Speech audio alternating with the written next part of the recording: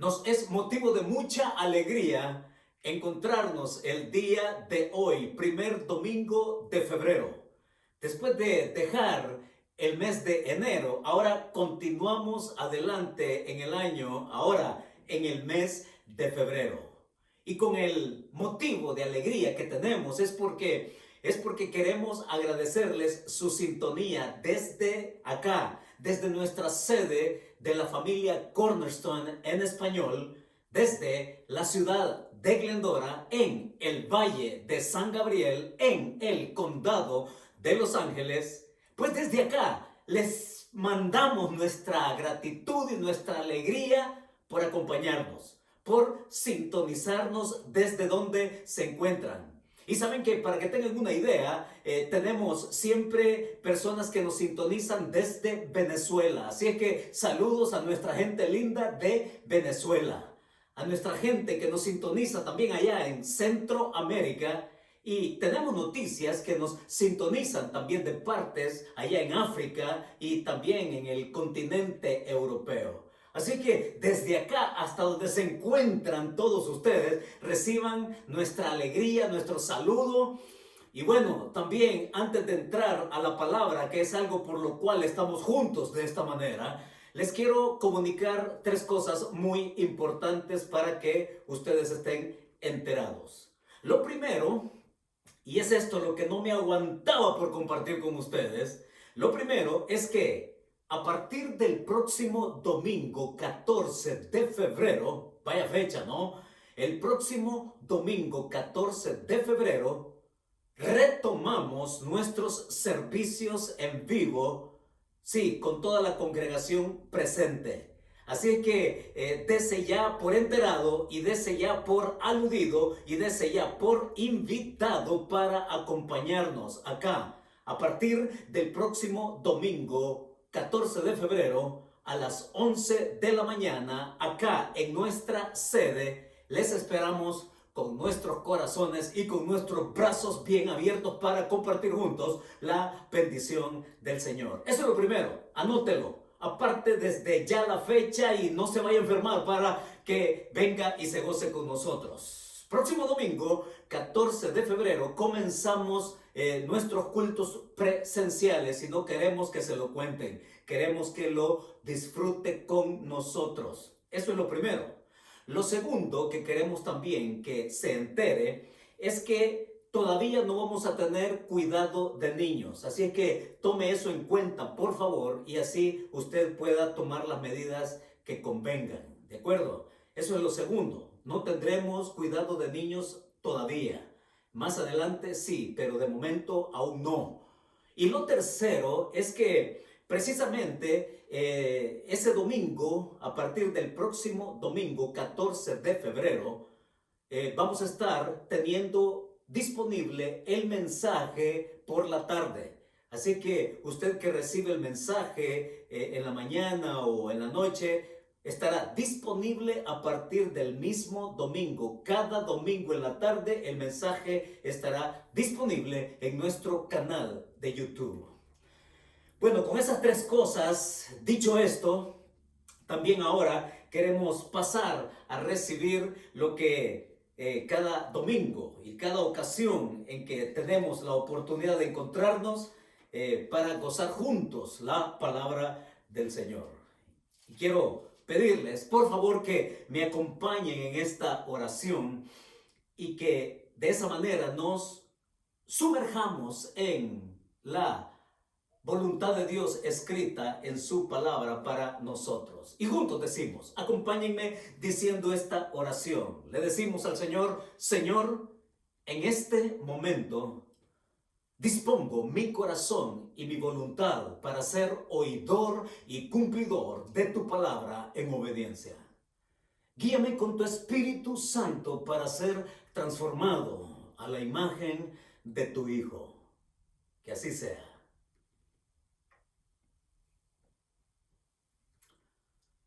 Un avión debió realizar un aterrizaje de emergencia después que los pilotos escucharon un ruido extraño en un área del cableado de la cabina. La aerolínea responsabilizó a una ardilla por el aterrizaje no previsto del vuelo de American Airlines que viajaba desde Tokio a la ciudad de Dallas con 202 pasajeros a bordo. El portavoz de la aerolínea, John Jotar, dijo: es que uno no quiere una alimaña en las áreas de cableado de un avión. Es que uno no quiere nada extraño allá arriba, a 10,000 pies de altura.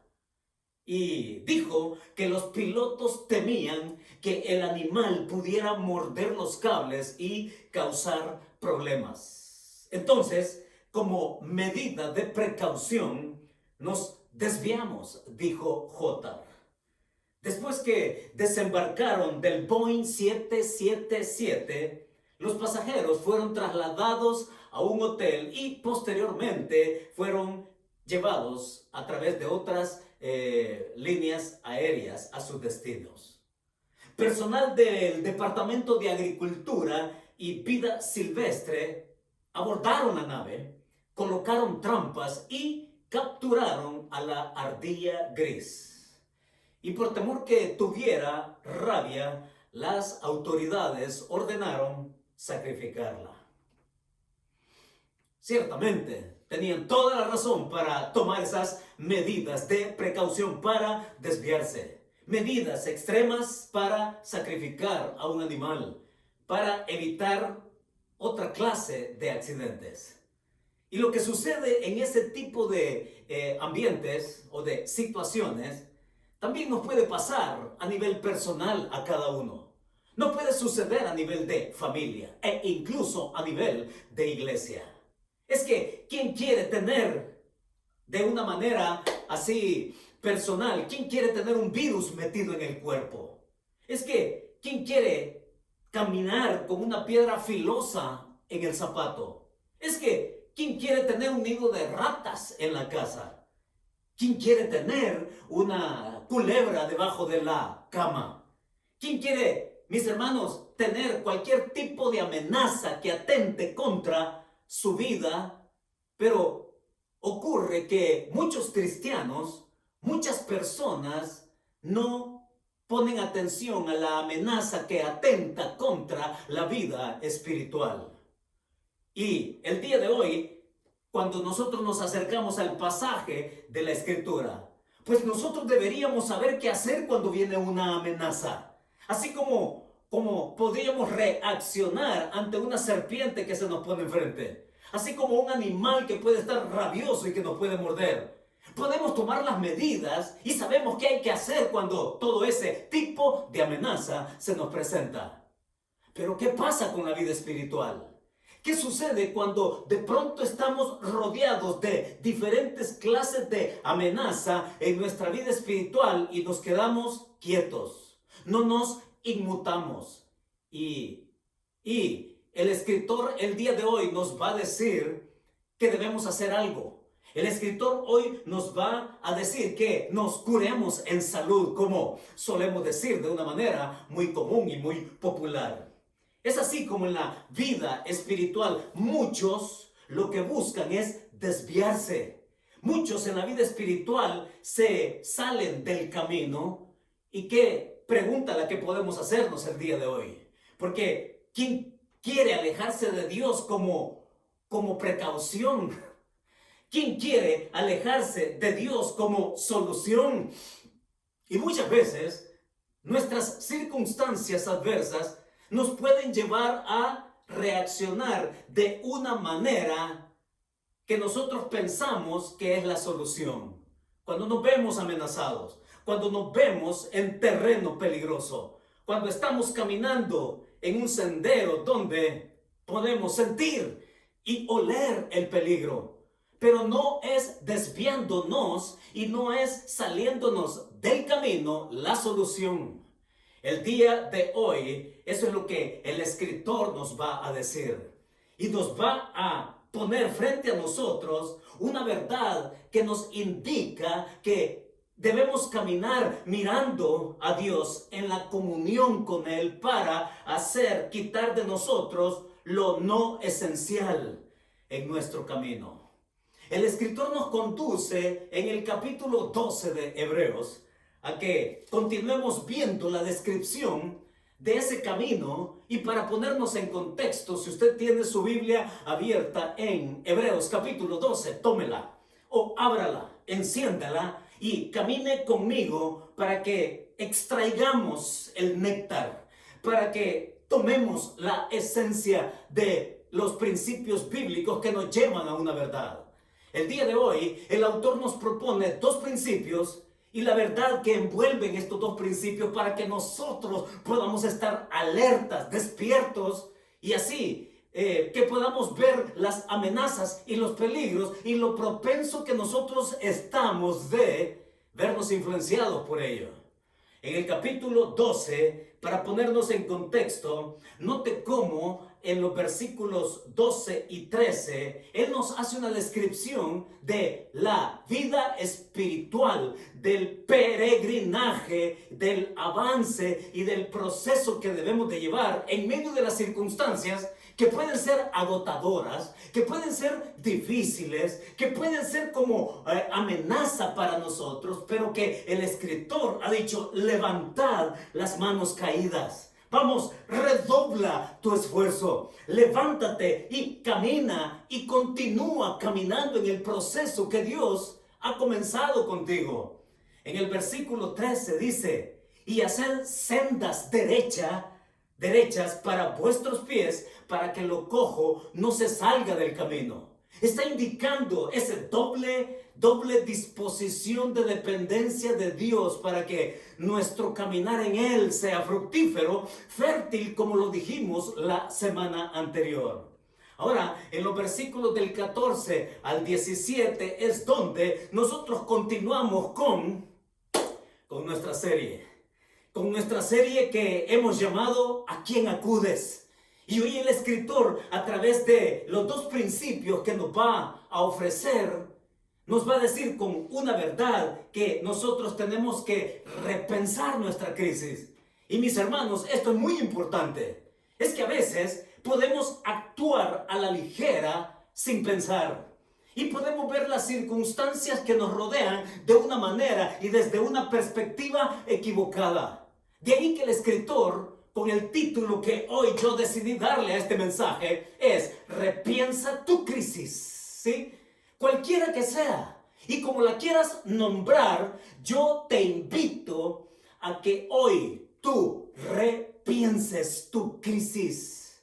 Y para ello el autor nos lleva en el versículo 14 y 15 a un primer principio. Lea y vea y sígame en la lectura en los versículos 14 y 15 que dicen así: seguid la paz con todos y la santidad, sin la cual nadie verá al Señor.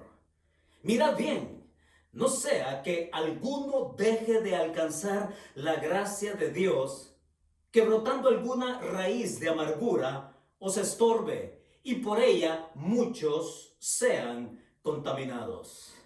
El principio de los dos que el autor nos trae el día de hoy está diciendo acá, en estos dos versículos 14 y 15, toma acción en enderezar tu ruta en el camino.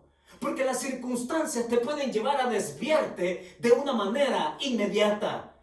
Tus decisiones de desviarte puede ser la consecuencia de no pensar.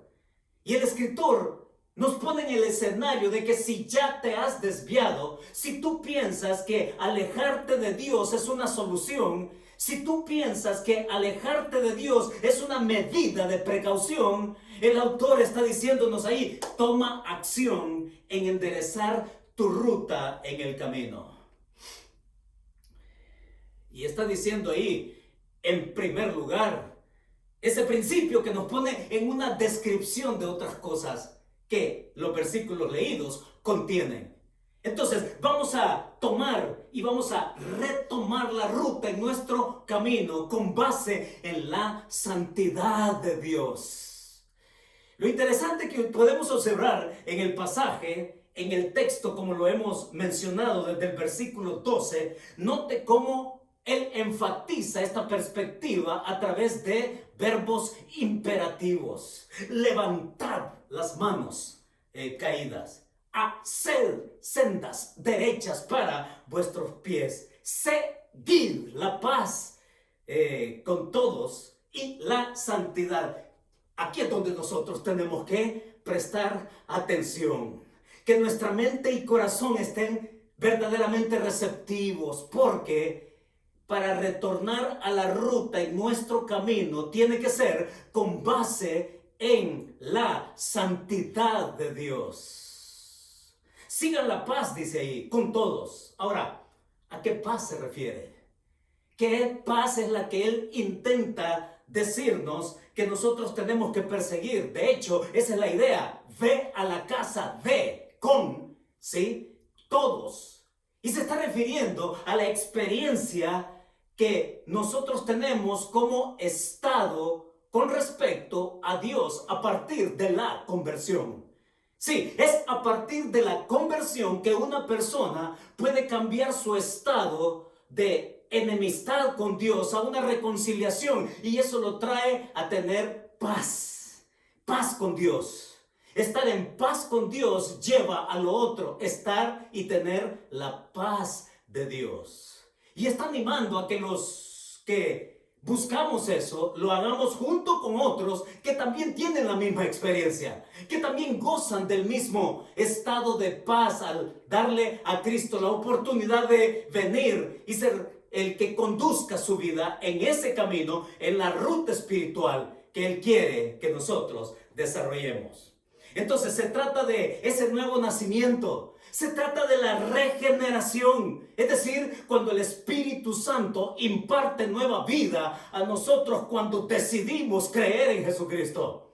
Es ahí cuando se establece la nueva experiencia de vida espiritual y la transformación que a partir de ahí Dios quiere hacer en cada uno de nosotros. Es ahí cuando se da el bautismo del Espíritu Santo. Cuando el Espíritu nos instala, nos hace ser parte de un cuerpo que se llama iglesia, y el bautismo del Espíritu Santo nos da esa identificación unos con otros de aquellos también que tienen la paz con Dios y la paz de Dios. Es a partir de ahí que el Espíritu Santo, y somos exhortados en otros pasajes de la Escritura a desear ser llenos del Espíritu de Dios, a ser llenos del Espíritu Santo, que no es otra cosa que el control que queremos que Él tenga de nosotros en las diferentes circunstancias de nuestra vida, en nuestro caminar espiritual con Él. Es que cuando hablamos de seguir la paz, yo sigo la paz. Es decir, el estado en que me encuentro con Dios, de tener y de estar en paz con Dios, junto con aquellos que han creído a partir de la conversión, pues yo camino con todos ellos hacia adelante. Todo el paquete de bendición en la gracia de Dios que tenemos cuando conocemos a Jesucristo. Esto es lo que está diciendo el autor acá. Por esa razón, a partir de la conversión es que se nos da el honor, se nos da el privilegio, se nos da el derecho de ser llamados hijos de Dios. Es la paz que nos pone delante de Dios en un estado de relación con Él, de padre y de hijo y de hermanos en Cristo, que al igual que todos los que han decidido por Él, gozamos de ese estado para avanzar juntos. Así que el autor nos pone en primera instancia: seguid la paz, ya que estás en paz con Dios, síguela con todos aquellos que comparten esa misma fe. Anímate a seguir adelante. Pero lo otro que también está diciendo el verso 14, dice: y la santidad, sin la cual nadie verá al Señor. ¿Qué santidad es esta? Es interesante, pero nosotros en el contexto, por el flujo del contexto, tenemos también que amalgamar dos cosas aquí que implica la santidad. La santidad aquí es, por un lado, la santidad posicional. Es decir, la posición que la persona cuando se entrega a Jesucristo tiene de parte de Dios, esa santidad que es apartado para Él con un propósito. Una persona que reconoce a Cristo en su vida, que viene en rendición a Él y cree en Él, en su sacrificio, esta persona es santa, es apartada con un propósito. Esa es la santidad posicional que no la cambia nadie. Amén por eso. Pero también está la santidad progresiva que está implicada acá en el pasaje. Es esa santidad progresiva que como hijos de Dios tenemos derecho a seguir y a ser formados y a ser madurados. Es ahí con lo cual nosotros podemos abastecer nuestro corazón, abastecer nuestra alma, nuestro espíritu, con ese derecho amplio y abierto que tenemos de parte del Padre a través de su Hijo Jesucristo, de ser abastecidos con su gracia. Y la santidad, sin la cual nadie verá al Señor.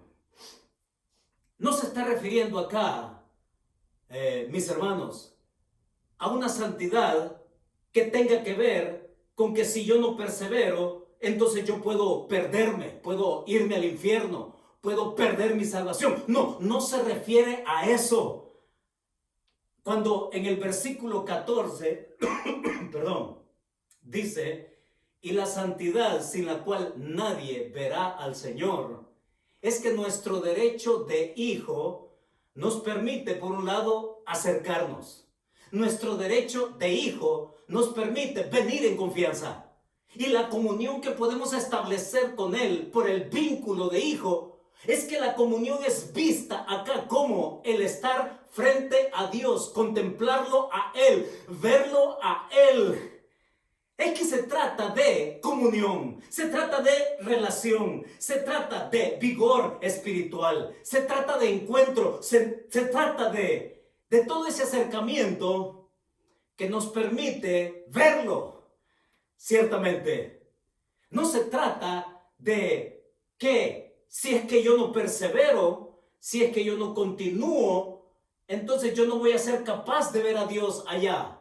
Se trata que nosotros podemos ver a Dios como un derecho de hijo en la comunión y en el acercamiento que podemos tener con Él habitualmente. ¡Qué privilegio más grande!, ¿no es cierto? Santidad, entonces. Oiga, muchas veces tenemos un concepto equivocado de la santidad. Santidad no es no pecar. Santidad es comunión con Dios. Y no pecar es consecuencia de esto otro. ¿Se da cuenta de la diferencia? Santidad no es no pecar. Porque entonces nos enfocamos en aquellas cosas que yo puedo hacer bien o que puedo hacer mal. Mis decisiones. Santidad no es no pecar. Santidad es comunión, acercamiento, relación con el derecho que tenemos como hijos con el Padre. Esa es santidad. Y como consecuencia de esa santidad, de esa búsqueda y de esa relación, entonces Dios nos va quitando por su gracia aquello con lo cual nosotros bregamos como hábitos, como caracteres transformados, tendencias que tenemos.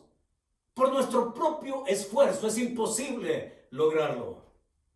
Pero cuando nos acercamos al Dios y Padre por el derecho de hijos y tenemos comunión con Él, entonces el efecto de ello es abandonar aquello que puede ser una amenaza para nuestra vida.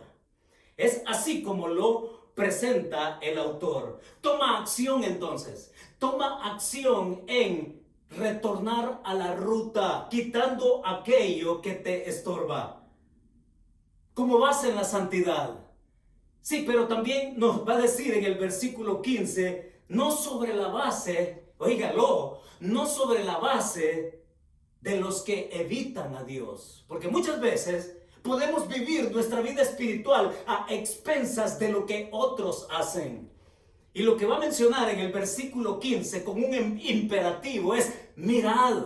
Es decir, fíjate bien que tu caminar y volver a la ruta no sea sobre la base de lo que otros hacen. No sobre la base de los que evitan a Dios. Y mire lo que resulta de los que piensan que alejarse de Dios es una solución. Y mire lo que el versículo 15 nos va a decir de los que piensan que alejarse de Dios es una medida necesaria. No, es todo lo contrario. Porque el versículo 15 va a decir, mirad bien, no sea que alguno deje de alcanzar la gracia de Dios. ¿Qué significa dejar de alcanzar la gracia de Dios? Es que una persona que evita a Dios se abandona a lo que se puede encontrar allá afuera que lo puede desviar aún más. Cuando una persona no se alimenta de la comunión por el derecho que tiene como hijo de acercarse, de relacionarse, de ver a Dios, ¿a dónde? En su palabra, de conocerlo a Él, ¿cómo? En su palabra, de vivir de acuerdo a su voluntad, ¿cómo? En su palabra, de conocer su propósito para nuestra vida en medio de las circunstancias, ¿cómo? En su palabra. Es que es la comunión con Él que nosotros podemos discernir cualquier situación que nos aparente ser contradictoria. Pero muchos piensan que alejarse de Dios es una medida de solución. Al contrario, agrava tu problema. Entorpece tu camino aún más.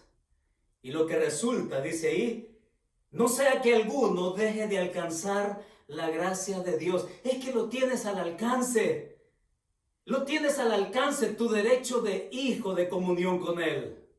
Y dejar de alcanzar la gracia de Dios es que tú evites la gracia de Dios como hijo acercándote a Él en relación y comunión con Él.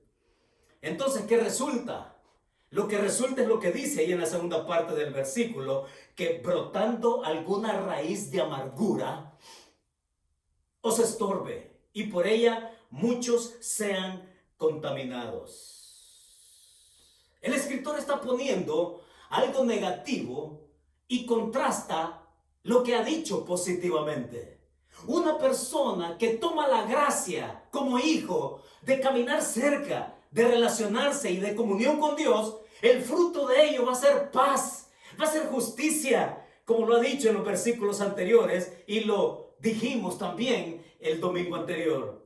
Una persona puede tener, sí, la paz de Dios en medio de las circunstancias. Puede discernir el propósito en medio de cualquier situación.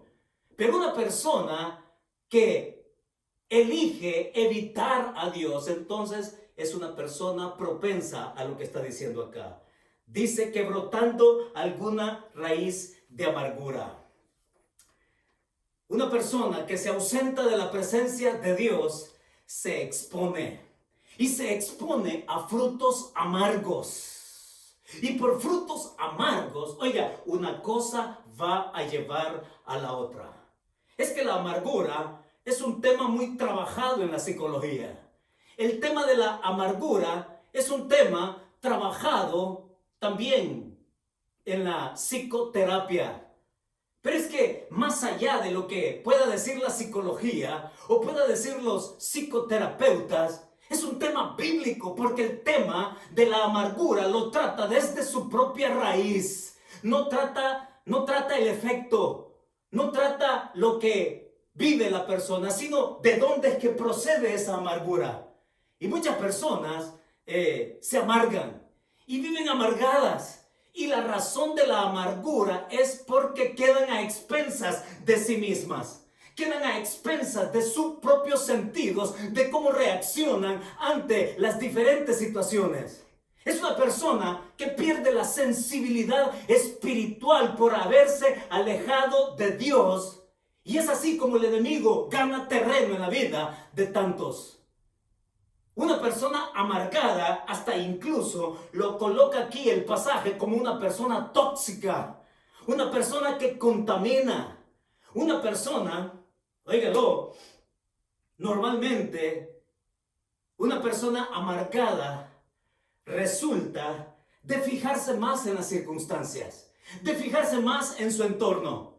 E incluso cuando le va mal, esta persona busca a quien culpar. Y al primero que se le ponga enfrente, lo culpa de sus circunstancias, incluyendo a Dios mismo. Es una persona que nosotros quizás hemos conocido a más de alguno en estas situaciones. Es una persona que ebulle melancolía, tristeza, depresión, enojo. Es una persona que incluso vive con el resentimiento metido por alguna ofensa que ha recibido por ahí.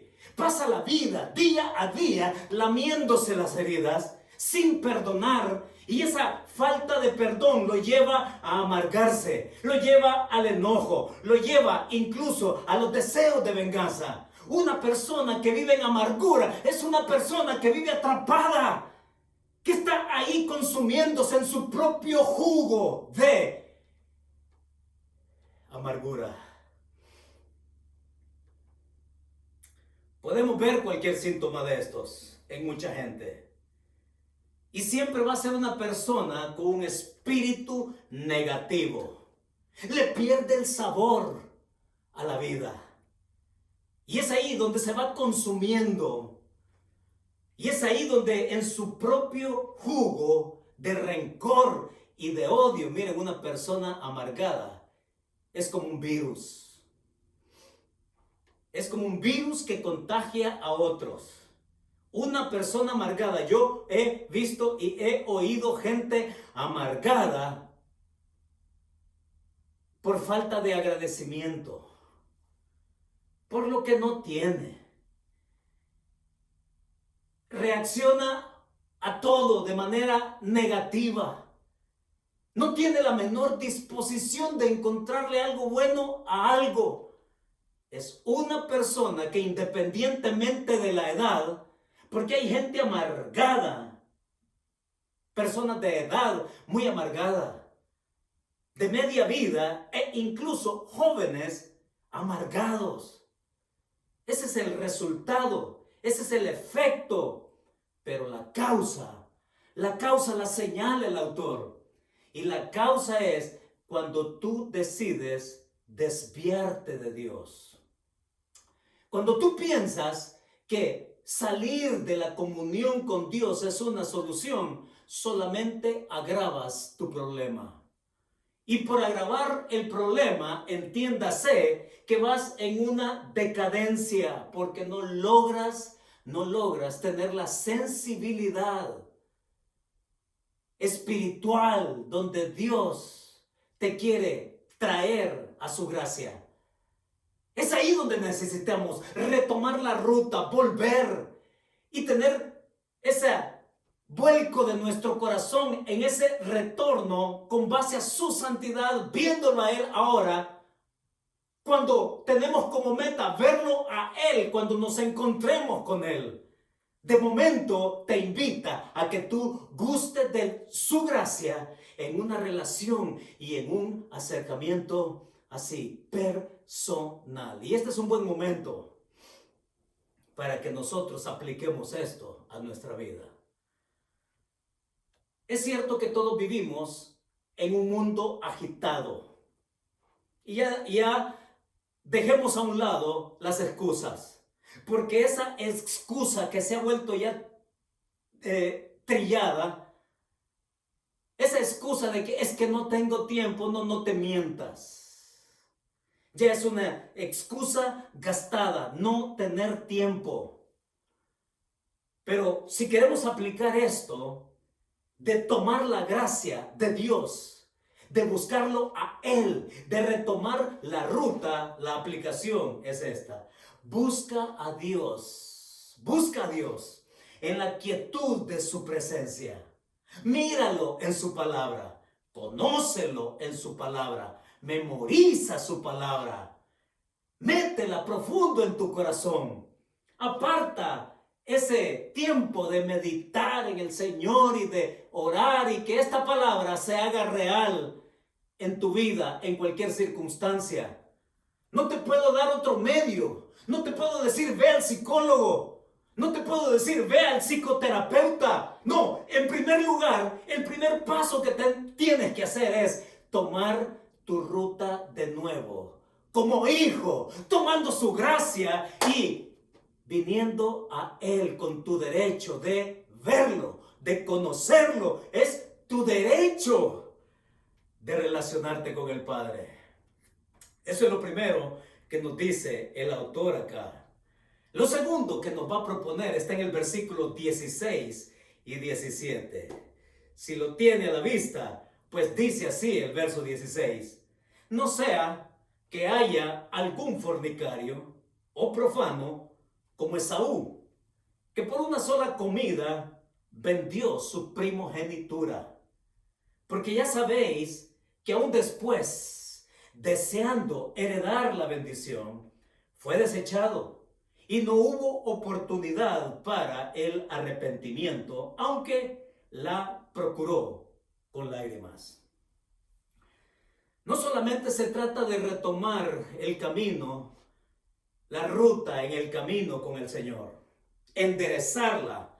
Ahora Él va a decirnos en los versos 16 y 17, discierne en tu corazón lo que no es esencial. Óigalo, esto es así, hasta tiene lógica. A veces las cosas espirituales no son lógicas, pero esta sí tiene lógica, tiene sentido. Es que cuando yo retomo la comunión con Dios, conocerlo a Él, estar en su palabra, su voluntad y su propósito, entonces yo puedo discernir con claridad lo que no es esencial. Eso es lo que está diciendo el autor en estos versos 16 y 17. Y para ello, entonces pasa a explicarlo de una manera que los que lo leen a él, judíos que lo están leyendo, que conocen su historia, van a escuchar de un Esaú del cual ya ellos están familiarizados. No sea que haya algún fornicario o profano como Esaú. Ahora, aclaremos estas palabras. Porque por fornicario, la palabra ahí es porneia. Algunos tratan de identificar a Esaú que fue un inmoral por tener dos esposas. Y eso se comenta allá en el libro de Génesis. Ciertamente lo implica, pero la fuerza del pasaje nos lleva a lo segundo. El énfasis está en lo segundo, porque habla de que Esaú era un hombre profano. Ahora, de acuerdo al contexto de cómo él aquí en la carta lo está explicando, y de acuerdo a cómo son los eventos allá en el libro de Génesis, Esaú fue un hombre que no tenía en cuenta el propósito de Dios como un objetivo en su vida. De eso se trata cuando está hablando de ser un hombre profano. Es un hombre que a todas luces también puede reflejar lo que muchas veces nosotros somos. Y lo que el pasaje aquí nos está indicando es que nosotros podemos ser tan propensos a alejarnos también de Dios.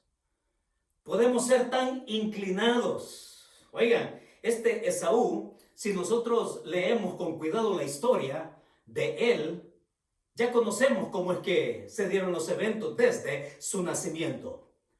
Cuando vemos a Esaú con cuidado, allá en el Génesis, desde el capítulo 25, dice que allá Rebeca, su mamá, estaba dando a luz y que él fue el primero en nacer. Y este Esaú desde bebito fue hermoso. Dice allá que usted lee que era rubio, aunque la palabra rubio en el español realmente es la palabra pelirrojo.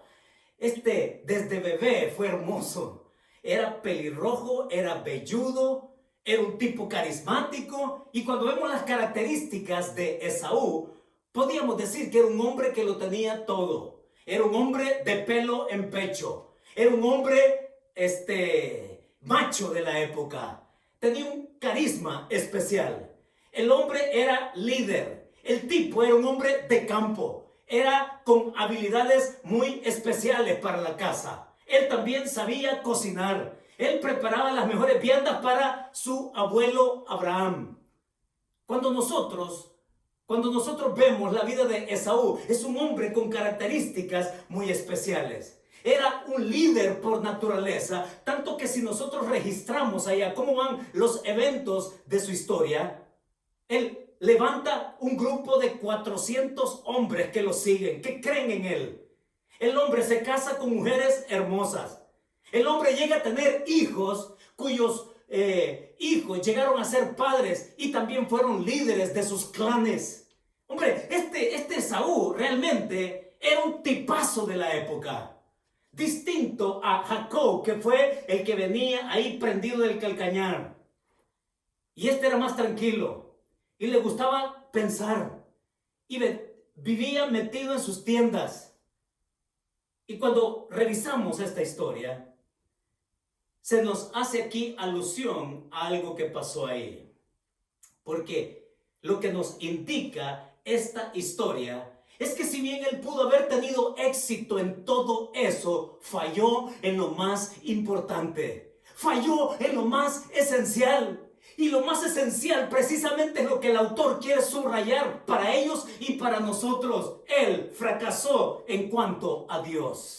Él no prefirió a Dios. Él buscó salir de su voluntad. Él no quiso verse figurado en el propósito de Dios que tenía Esaú como primogénito. Es que la historia del Génesis, aludida acá, vaya si no nos retrata también a nosotros. Porque este hombre, en vez de buscar el propósito de Dios, él buscó escapismos. Vivió de lo inmediato. Oigan, cuando hablamos de que él vendió su primogenitura, ya conocemos la historia. Llega cansado del campo y huele rico. Y es Jacob que acababa de preparar unas viandas por ahí, unas lentejas, una sopa de lentejas que olía tan bien, y el hombre tenía hambre y estaba cansado, que le dice: dame un poco de eso. Y aquel que le gustaba pensar, planear y sacar ventaja, de ahí su nombre, Jacob, le dice: te doy, pero si me vendes tu primogenitura. Y Jacob, oiga, en un instante se juega todo su futuro. En un instante Esaú se sale del propósito de Dios. En un instante Esaú abandona lo que es esencial por lo que es inmediato. Es Esaú que dice allá en el texto del Génesis: bueno, ¿para qué me sirve la primogenitura? Al fin y al cabo, me puedo morir mañana. Es tuya. Dame de esas lentejas. Y dice que él le dio y que aquel comió, quedó satisfecho y en un instante se jugó todo su futuro. Qué cosa, ¿no? Ahora, cuando nosotros le prestamos más atención, miren, yo busqué en el Génesis cómo es que se compagina la vida de Esaú especialmente con su padre Isaac y con su abuelo Abraham. Al ser el primogénito, porque, hombre, si nosotros leemos en Génesis capítulo 24, dice que los años de Abraham fueron 175. Y luego va a decir en el capítulo 25, que era de edad Isaac de 70 años cuando nacen estos gemelos. Y que de estos gemelos, el primogénito por minutos fue Esaú. Todavía Esaú vivió a la sombra del gran patriarca Abraham. Sí, lo tuvo desde niño, desde donde se dice que la personalidad se establece. Todavía yo me imagino a Abraham como patriarca de la nación judía, levantando a ese bebé y decir: este es el primogénito de mi primogénito, del escogido de Isaac, del que tiene la promesa, del que le fue confirmado. Y oiga, ese niño, ese primogénito, ese Esaú levantado en los brazos de Abraham, miraba ahí la continuación de la promesa de Dios, del pacto de Dios con ellos como pueblo. Es Dios que le había dicho a Abraham, ¿no? Para amarrar todo esto, es Dios que le había dicho a Abraham: voy a darte tierra, voy a darte parentela, voy a darte una nación grande. Es que príncipes van a descender de ti, Abraham. Y entonces ese mismo pacto Dios se lo confirmó a Jacob. Y cuando vemos lo que continuaría después, eso es lo que podía tener también Esaú, pero lo desechó todo en un instante. ¿Se pueden imaginar eso? Cuando le dice: sí, dame un plato de lentejas, ¿qué me sirve a mí la primogenitura? Te la doy. Salirse del propósito de Dios.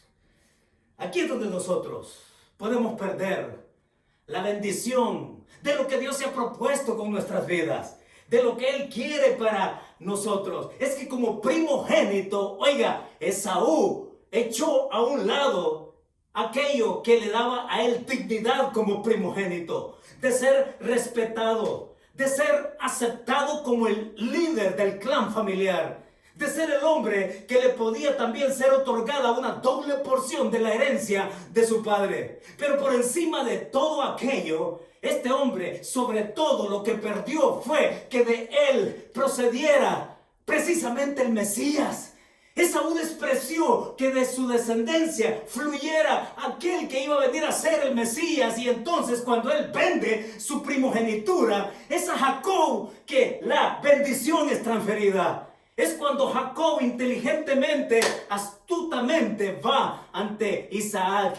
Y como ya le había vendido la primogenitura, ahora lo que tocaba era recibir la bendición. Y así fue que con engaño, Isaac le da la bendición del primogénito.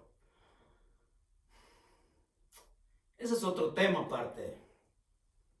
Porque la historia de Jacob también nos va a llevar a que él va a ser formado y él va a recibir la dosis de su propia medicina.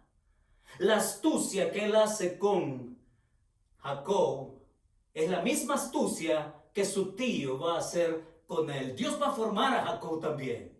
Ese es tema aparte. El hecho aquí aludido tiene que ver con Esaú, porque el hombre despreció todo eso. El hombre en un instante se jugó todo su futuro. Y a propósito de amargura, si bien lo tenía todo, era carismático, tenía mujeres hermosas, tenía hijos influyentes, él mismo siendo un hombre, una personalidad influyente, levantando gente y teniendo un carácter de veras muy carismático, lo tenía todo, pero falló en lo más esencial: estar en el propósito de Dios. Y este hombre, dice acá el verso, porque ya sabéis, dice, porque ya sabéis, en el versículo 17, que aún después, y ciertamente esto que dice acá, cuando revisamos la historia del Génesis, él lo está describiendo exactamente. Ya sabéis que aún después, deseando heredar la bendición, cuando él se entera la bendición que le ha sido dada a Jacob, que le correspondía a él. Cuando leemos el relato, nosotros verdaderamente podemos ver a este hombre caído de rodillas, llorándole a Isaac: ¿es que acaso no tienes otra bendición para mí? Isaac le responde: no, ya le fue dada a tu hijo, digo, a tu hermano. Cuando vemos ahí en el verso 17 que dice: después, deseando heredar la bendición, fue desechado y no hubo oportunidad para el arrepentimiento. Me llamó la atención esto, porque la palabra arrepentimiento acá es metanoia, o sea, cambio de mentalidad, que se da cuando la persona viene a conocer a Jesucristo. Hay una metanoia, hay un cambio de mente, hay un cambio de visión de Dios, de una nueva vida que yo puedo seguir, de tomar el camino que corresponde de la fe, de la espiritualidad y de buscar a Dios en devoción, en piedad, etc. Pero la palabra metanoia acá Lo que nos indica es la insistencia de Esaú de hacer cambiar a su padre Isaac para que le dé la bendición. De hecho, también implica lo mismo con su hermano Jacob, de que él se retracte de haberle comprado la primogenitura.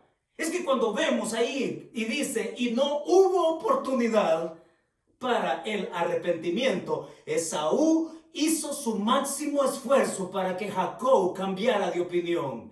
Hizo su máximo esfuerzo para que Isaac cambiara de opinión con respecto a la bendición que le fue dada a aquel, pero que él quería también. Hay mucho en juego acá.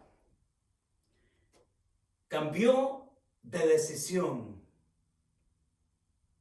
y se jugó el futuro en un instante. Así somos, hermanos. Somos propensos a ello. Somos propensos a alejarnos de Dios. Y hoy en día, muchos podemos tener escapismos. Pensar que alejarme de Dios es una ventaja. Acercar o alejarme de Dios es algo prudente. Alejarme de Dios es una solución. No, déjame decirte, es todo lo contrario. Y cuando te alejas de Dios, entonces quedas a expensas de irte degradando aún más. Es Esaú que no contempló las circunstancias, o mejor dicho, las consecuencias drásticas de su decisión. Es que él no tuvo prioridad en el propósito de Dios, sino que él vivió del aquí y ahora. Vivió del momento, lo que le pudo satisfacer a sus sentidos, lo que le podía traer placer en el momento. Él se jugó todo en un instante. Y entonces aquí nosotros podemos venir, mis hermanos, y podemos ir buscando una aplicación de esto. Es fácil confundir como esencial lo que no es. Fíjense, óigalo, es fácil confundir lo esencial de lo que no es. Y muchas veces nosotros nos podemos jugar pensando que el placer es algo esencial. Aparenta serlo, pero nos separa del propósito de Dios. Por eso es que muchos se drogan. Por eso es que muchos buscan otra clase de escapismos. No, Dios no quiere como hijo con tu derecho de caminar con Él que tengas escapismos pensando que las circunstancias que vives son razón para que tú te alejes del Señor. No, las circunstancias que vivimos son nuestra razón precisamente para lo contrario, para buscarlo, conocerlo, amarlo, dependencia, confianza, perseverancia y entonces comprobar que podemos evitar caer en lo mismo. Sí, nosotros entonces debemos de tener cuidado en no mezclar esas ideas de lo que es esencial y lo que no. Lo esencial para Esaú era mantenerse en el propósito de Dios. Eso era lo esencial, no una sopa de frijoles. Y lo esencial para ti y para mí es lo mismo hoy. Y para conocer el propósito de Dios es viéndolo en su santidad, conociéndolo en su palabra. Y hasta que nosotros lleguemos a la presencia suya, en donde podemos verle cara a cara y contemplarlo en la hermosura, dice el Salmo, en la hermosura de su santidad. ¿Cómo nosotros podemos entonces ir concluyendo nuestro texto el día de hoy? Toma acción entonces en enderezar la ruta que llevas en este momento en tu camino. Si piensas que ya estás así, separado como solución, el Señor te dice, retorna a mi gracia que yo te concedo de relacionarte conmigo como hijo y como padre. Y lo otro que el pasaje nos ha dicho es que es así, en comunión con Él, que podemos discernir en nuestro corazón lo que no es esencial. Lo que es verdaderamente esencial es caminar bajo su señorío. bajo su disciplina, bajo su bendición con la cual Él quiere que nosotros transcurramos nuestro día hoy y mañana. Y la gran verdad que nos deja el pasaje entonces es esta: caminamos o caminemos mirando a Dios en comunión para quitar de inmediato lo que no es esencial. Hombre, si nosotros queremos amarrar el texto para nuestra experiencia en este momento, la verdad que surge, que emerge para todos nosotros es: caminemos mirando a Dios en comunión para quitar de inmediato lo que no es esencial. Lo que no es esencial ya no se refugie en que no tiene tiempo. Tenemos tiempo para ver programas, series de televisión, pero ¿qué nos cuesta enclaustrarnos, encerrarnos en quietud, en silencio, tomando su palabra, discerniendo en ella quién es Dios, viéndolo a Él en comunión, en relación, y tomando su bendición de gracia en el derecho de hijo? ¿Qué nos cuesta optar por lo que es verdaderamente esencial? Si hay algo que ya te está alejando de Dios, lo que el pasaje te dice a ti y a mí es: toma la ruta en comunión con Dios para quitar de inmediato lo que no es esencial. Y no va a ser esencial aquello que te desvía del propósito que Dios tiene para tu vida. Con eso en nuestro corazón, oramos al Señor y le decimos: Padre, muchas gracias por tu palabra. Gracias, Señor, por el derecho de hijos con que tú nos concedes acercarnos a ti, verte, conocerte, para mantenernos, Señor, en lo esencial, en tu propósito, en tu voluntad. Y tú conoces nuestro corazón. Tú conoces nuestras inclinaciones y a lo que somos propensos, como para que tú, Señor, nos hagas discernir interiormente qué es aquello que nos aleja de ti. De volvernos tan profanos como Esaú, de desechar tu gracia, tu bendición,